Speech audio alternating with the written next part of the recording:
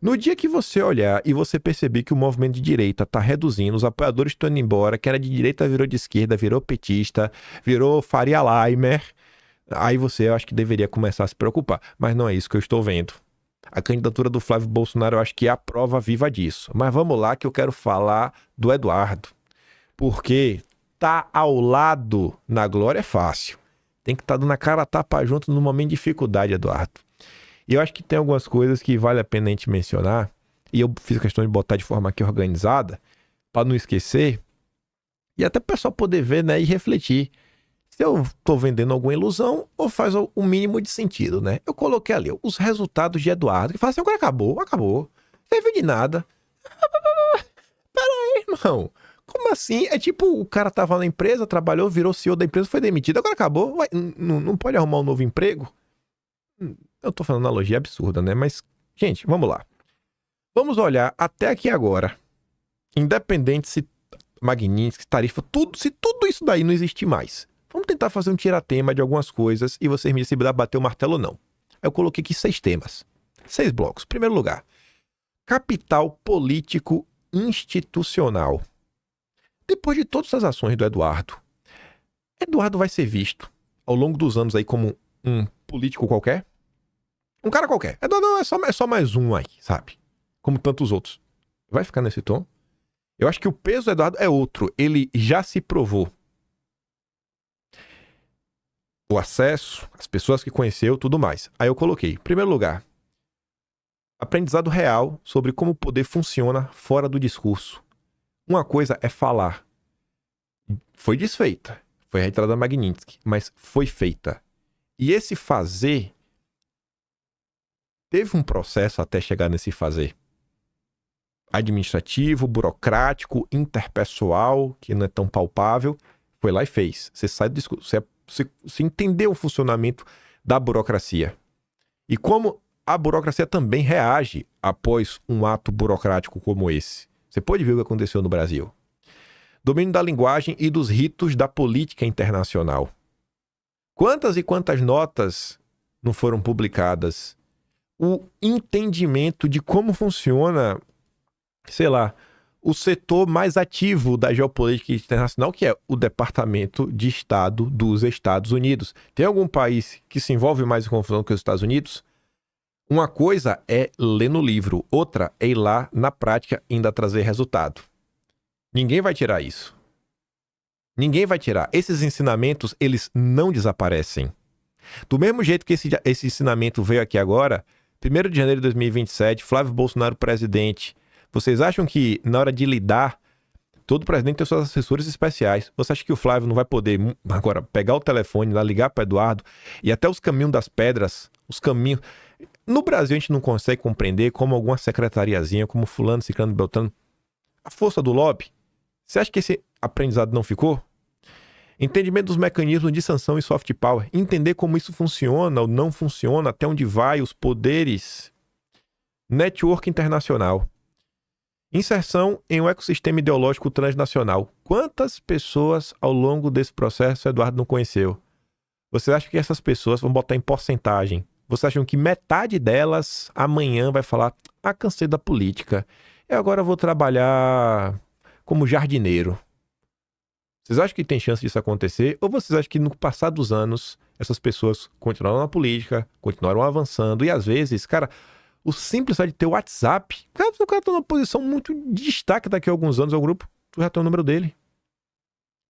Você não vai estar iniciando um diálogo, você vai estar reiniciando uma pessoa que você já conheceu. E ter contatos faz diferença, viu? Até porque política é isso, né? Reconhecimento como interlocutor legítimo. Pode falar o que for, ele foi, fez, aconteceu. Abertura de portas futuras. Quem já esteve dentro volta muito mais rápido. Tem alguma coisa aqui que é mentira? Terceiro, clarificação do campo político brasileiro. Isso daqui pra mim é impagável. Vocês que me acompanham com mais frequência entendem, né? Mapeamento explícito de lealdades. O que teve de máscara que caiu.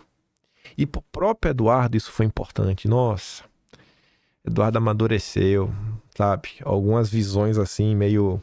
românticas foram quebradas. Eu achei isso muito bom. Ou seja, pôde mapear os aliados ideológicos reais, os aliados circunstanciais, os oportunistas silenciosos, os adversários disfarçados de moderados, né? Exposição dos agentes permitidos a serviço do sistema, que vai além, né? Você vê que realmente ficou muito mais claro para quem estava acompanhando, né, que realmente trabalhava junto ao sistema. Por exemplo, não vou nem falar da direita permitida nem nada. Quantas pessoas não sabiam que Rodrigo Maia estava trabalhando em torno do lobby financeiro? E começaram a saber, né? Pô, o Maia ainda tá. O Maia ainda existe, ele tem poder? Tem. E tá junto aos bancos, né? Isso tudo foi sendo exposto. Forçar posicionamentos públicos. Foi forçado, né? Isso foi importante para entender esse processo. Mais resultados do Eduardo. Quarta área. Reorganização do campo da direita. Eduardo puxou a janela de Overton. Tirou aquela turminha do pragmatismo, deslocou o eixo, né? E aí virou direita aceitável, veio de direita antissistema. Foi ou não foi isso? Será que a gente ia chegar nesse embate, senhor Eduardo? Eduardo resgatou a direita ideológica. Minar candidaturas conciliatórias antes do auge. Não. Isso daí, rapaz, é um episódio à parte, com direito até mesmo aquelas mensagens vazadas pela Polícia Federal, as discussões do Eduardo com o Jair. Flávio como candidato antissistema, né? Candidato antissistema, né? Será que, se não fosse tudo isso aqui acontecendo, a voz do Eduardo, quantos e quantos embates o Eduardo não comprou? Pra gente realmente poder ter um candidato antissistema, porque até então tava todo mundo querendo contemporizar com o que estava acontecendo. E os dois últimos tópicos. Primeiro, a construção da narrativa histórica, registro documental de abusos, que precisaram fazer isso daí ao longo do processo, né? Criação de precedente simbólico. O cara é um ex-sancionado. É um ex-sancionado. É um ex-sancionado. Pode falar o que for. É um ex-sancionado. Narrativa de enfrentamento, não de submissão. Provou que está disposto a abrir mão do mandato, que tem pessoas assim na direita. Estou disposto a abrir mão do meu mandato, da minha vida, dos meus bens, das benesses para combater o regime. E não sei, para mim isso daí, eu vou lembrar pro resto dos dias, acho que muitos de vocês também vão lembrar. Sabe, não é o falar, é o que aconteceu, é contar a história do que já aconteceu. E sexto, ganhos internos de liderança e maturidade política. Teste de limites pessoais e políticos. Tenho certeza que em muitos momentos o próprio Eduardo falou, cara, eu não pensei que eu ia conseguir suportar tudo isso daqui. Separação entre militância, né, emocional, entre militância emocional e estratégia fria. Fortalecimento como operador, não apenas como comunicador. Pode tirar todas as tarifas, todas as sanções. Para mim isso daqui já ficou, tá sólido, solidificado aí, não tem o que falar. Para mim é isso aí, acabou. Eu só tenho a agradecer, bicho, Eduardo Bolsonaro. Obrigado, Eduardo Bolsonaro. E eu tenho certeza que Eduardo não vai ficar de braços cruzados, né? Vai ficar lá de férias na Disney esse tempo todo. Ano que vem temos eleições, né?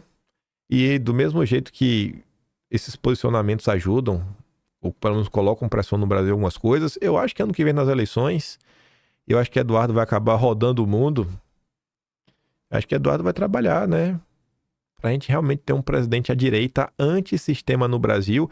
E eu acho que Eduardo também vai ter um papel bem forte na hora de eleger bancada. Senado, Câmara, mostrar pessoas realmente alinhadas a um projeto real, antissistema da direita, enfim. Eu só tenho a agradecer a Eduardo Bolsonaro.